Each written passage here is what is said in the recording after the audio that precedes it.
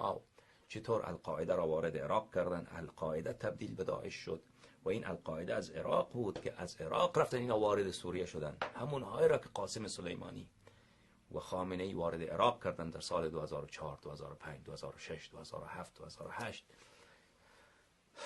و اینها را هم از طریق ایران وارد عراق میکردن، هم از راه سوریه. اون زمان سوریه امن بود و سوریه بسیار دولتش مسلط بود، مانند ایران مسلط بود بر اوضاع.